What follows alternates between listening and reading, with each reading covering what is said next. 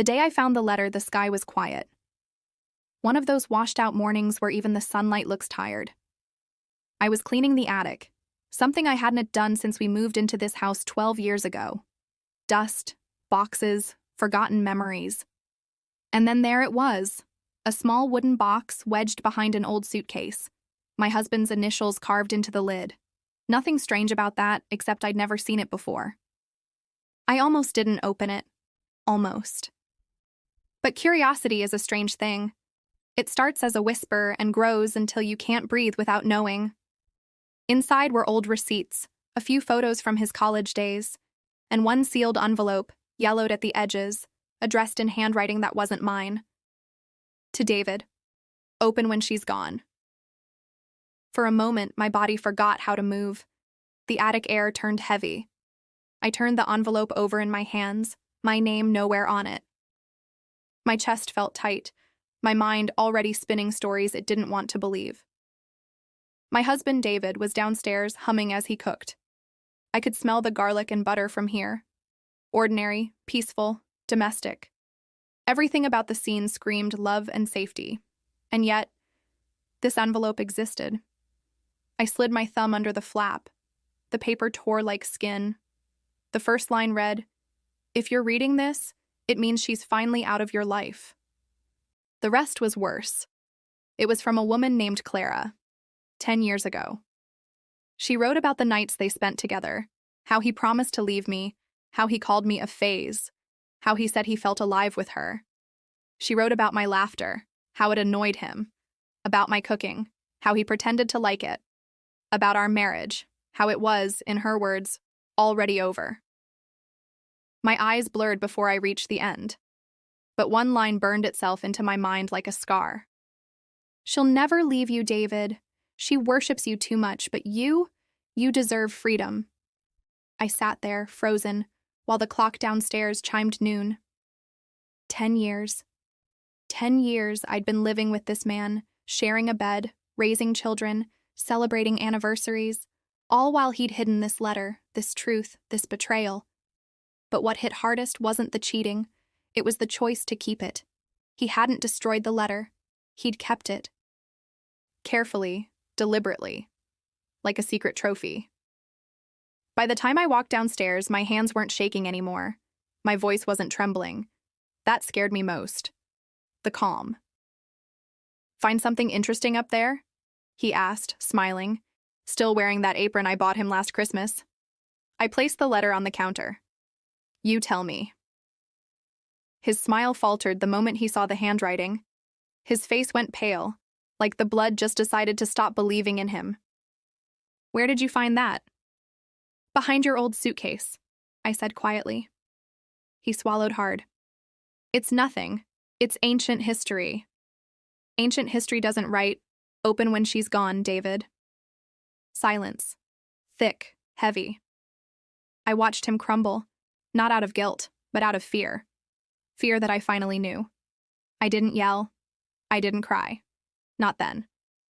I just walked to the sink, washed my hands slowly, and said, "Dinner smells good." That night I lay beside him, pretending to sleep, listening to him breathe. I kept thinking. What else had he kept? What else had I ignored in the name of peace? People think revenge is fire and fury, but sometimes it's patience. Sometimes it's the slow decision to stop saving someone who let you drown. The next morning, I packed a small bag, my toothbrush, a few clothes, my wedding ring. I left it on the kitchen counter beside his coffee mug. No note, no drama, just absence. I drove to the beach, the same place we'd honeymooned 15 years ago. The air smelled the same, salt, wind, freedom.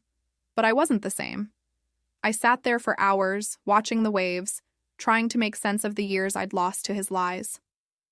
I thought about every time he'd made me feel small, my career choices, my friends, my body. How I'd believed it was love disguised as advice. It wasn't love. It was control. That night, I checked into a small coastal motel and called my lawyer friend Hannah. "I'm ready," I told her. "For what?" she asked softly. "To stop being the woman who forgives everything." The next weeks were quiet, methodical. I gathered documents, copies of accounts, records of the joint investments, all things I'd ignored because I trusted him. I didn't want money. I wanted clarity. Clarity and closure. When the divorce papers were served, he called. Once, twice, then dozens of times. I didn't answer. His messages shifted from apologies to anger to begging. The last one said, "Please, don't ruin our family over a letter." But that letter was my family's truth, and it had already been ruined, just not by me. 3 months later, the divorce was finalized. The house went to me. The business account, frozen until audit completion. He moved out of state into a small apartment. The woman, Clara, was long gone. I'd looked her up once. She'd married someone else, 2 years after the letter. I guess she got her freedom too. For a long time, I told myself I didn't care, that what mattered was the clean break. But healing doesn't come from pretending. It comes from acceptance and accountability. So last Christmas, I did something unexpected. I mailed him a letter. Inside was a single page. No venom, no insult. Just a copy of the same note Clara wrote, with a single sentence added in my handwriting. "You were right, David. You did deserve freedom. So did I. And now, we both have it." He never replied. But 2 weeks later, his sister called. She said he'd shown her my letter. She said he'd cried. For the first time in his life, he cried for something other than himself. That was enough for me. It's been 3 years since then. I live by the sea now, in a small house with blue shutters and white curtains that dance in the wind. Some nights I light a candle and read old letters. Not his, but mine. Letters I write to myself, reminders that I survived, that silence can be strength, that walking away can be louder than revenge. But sometimes when the waves are loud and the sky feels heavy, I still think of that moment. The attic, the box, the letter. And I realize it wasn't betrayal that broke me. It was the illusion. Because for years, I thought loyalty meant holding on. Now I know real loyalty means letting go.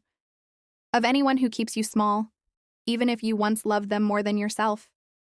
If you've ever discovered a truth that changed everything, this story is for you. Sometimes justice doesn't come from confrontation. It comes from peace, from silence, from the quiet decision to never let someone rewrite your worth again.